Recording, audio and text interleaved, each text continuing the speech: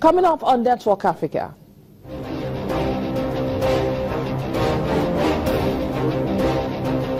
Nigeria's President Buhari presents the 2017 budget to a joint session of the National Assembly.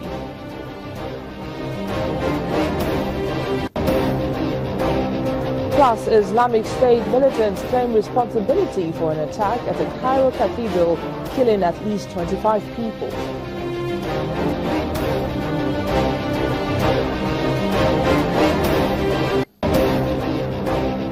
And Algerian authorities launch a crackdown on hundreds of African immigrants living illegally in the country.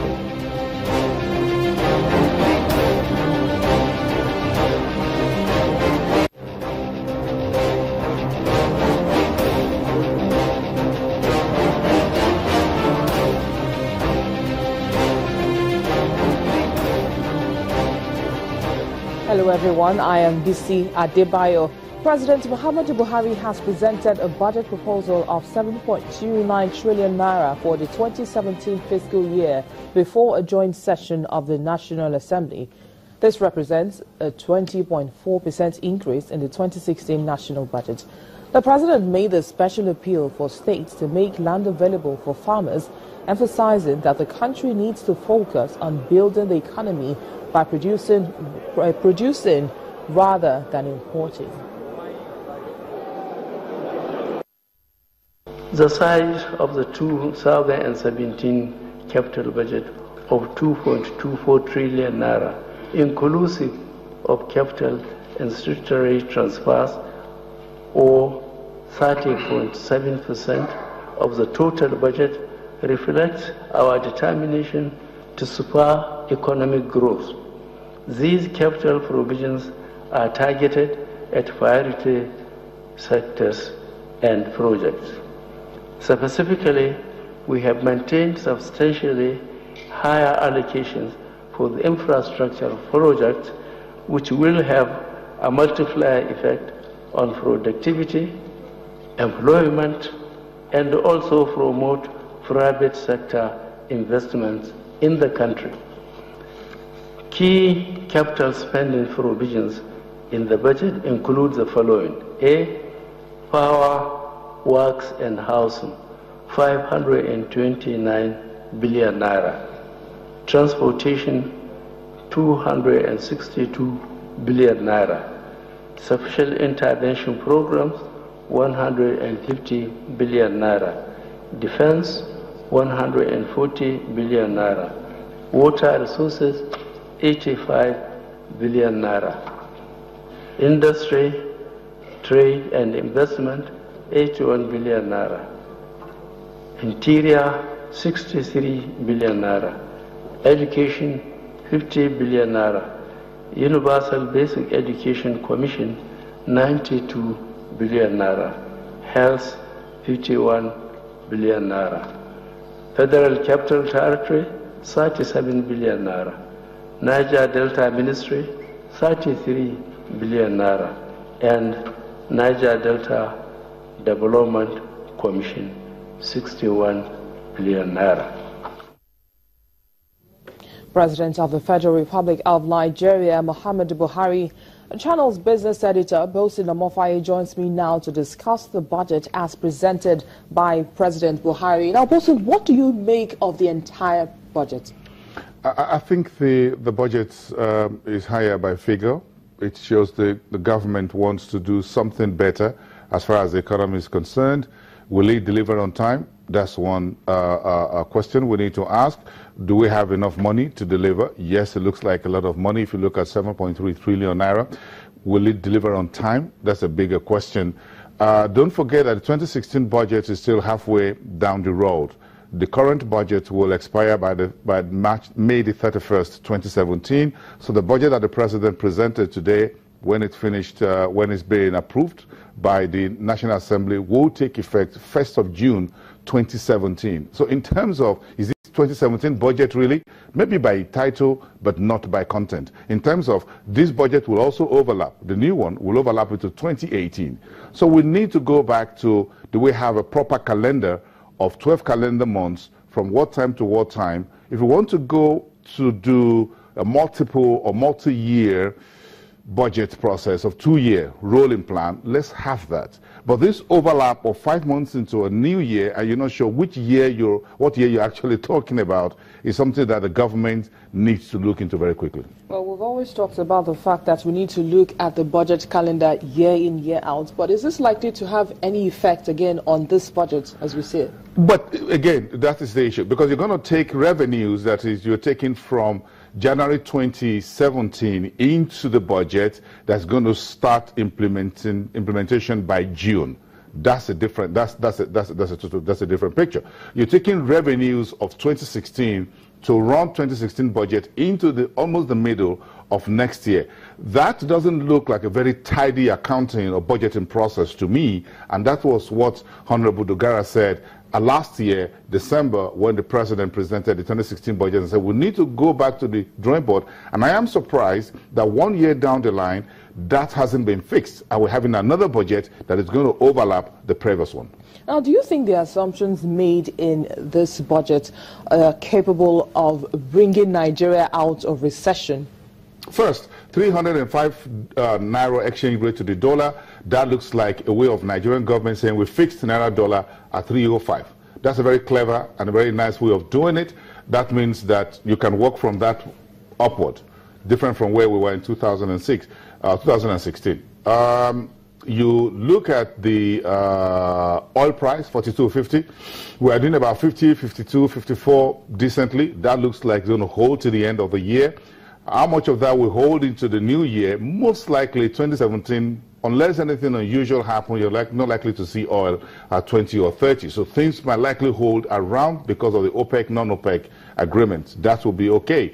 In terms of the other parameters that we have there, it will wait and see how that pans out as the government try to balance transparency, accountability, removing ghost workers, saving more money, pumping some of the recovered funds into the economy.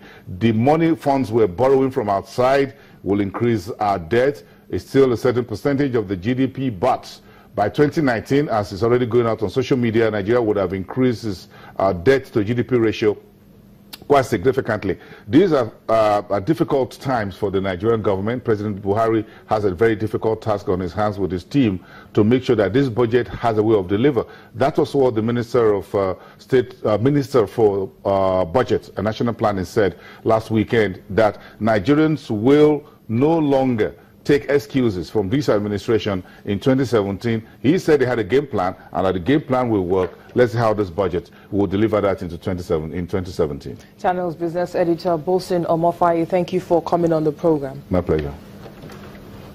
Well, moving on now, the players of Nigeria's senior women's national team, the Super Falcons, today staged a protest at the National Assembly to press for the payment of their unpaid bonuses and allowances.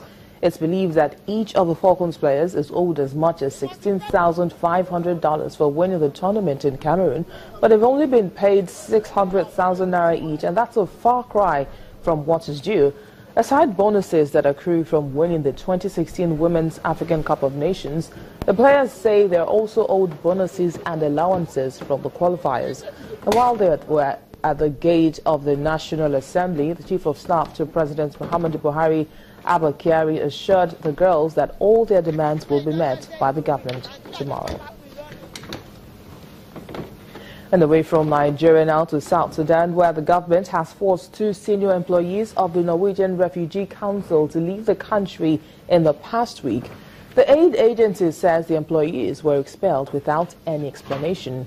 NRC Secretary General John Egeland says, and I quote, "Aid organizations bringing relief to millions in South Sudan must be permitted to operate without interference, intimidation, or fear of expulsion.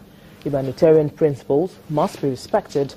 Ordering aid workers to leave the country without due process restricts the ability of relief organizations to save lives and reduce human suffering." End of quote. South Sudan has been gripped by a humanitarian disaster since fighting broke out in December 2013 between troops loyal to President Salva Kiir and his sacked deputy, Riek Machar. An Islamic State militants have claimed responsibility for a suicide bomb attack at Cairo's main Coptic cathedral on Sunday that killed at least 25 people and injured 49. The 22-year-old suspect is known to be a supporter of the banned Muslim Brotherhood political movement. His mother says he had been sexually abused in police custody in 2014, but she had not noticed any sign of him being radicalized. The explosion in the chapel adjoining St. Mark's Cathedral is the deadliest attack on Egypt's Christian minority in years. And with just a week before Democratic Republic of Congo's President Joseph Kabila's mandate expires, the country's powerful Catholic Church has stepped in to try and mediate a constitutional crisis between the presidential majority, Kabila's political alliance, and a large coalition of opposition groups. Kabila is constitutionally to step down when his second term ends on December the 19th. A national dialogue mediated by the Congolese Catholic Church, involving opposition members and government representatives in the Democratic Republic of Congo, has entered its second week as the Catholic Bishops' Conference in Congo races to secure a deal ahead of December 19, the official deadline for President Joseph Kabila to leave power. Senko has been mediating between the presidential majority, Kabila's political alliance, and the Rassemblement, a large coalition of opposition groups. Congo's largest opposition party, the Union for Democracy and Social Progress, agreed to participate in the latest round of talks, but put forward certain conditions. Congo's government spokesperson said that the government is committed to the process and to finding lasting solutions to the crisis. The government has previously denied that Kabila is trying to violate the constitution. We have come together to find solutions to the legal and technical problems that we currently face in the country. So people should not think that they own the country compared to others, because otherwise there will be chaos. So good sense should prevail. We should be able to find solutions, otherwise there will be disorder, confusion and violence, which does not benefit anyone. The government says that the election to select Kabila's successor, originally scheduled for last month, cannot be organized until April 2018 because of the need to register millions of new voters. In September, about 50 people were killed during 2 days of violent protests against election delays. In the streets of the capital, Kinshasa, opinions are divided over the country's political future. The events of September 19th and 20th show us that it can happen again. So it's only normal to have fear, but I don't want to be a prophet of doom. We think that the only way for peace is to look for solutions rather than engage in violence. On Monday, the United States and the European Union imposed sanctions on members of Kabila's inner circle and 7 security officials for the first time to try to force the government to agree or compromise with opposition leaders. The tough line from the United States and the EU is also an attempt to arrest a broader trend among regional leaders clinging to power after heads of state in Congo Republic and Rwanda changed the constitutions to stand for 3rd terms. West African leaders have failed to reach a deal that would see Gambian President Yahya Jammeh accept defeat in the December 1 election and end a possible political crisis. The ruling party has now challenged the election results at the Supreme Court.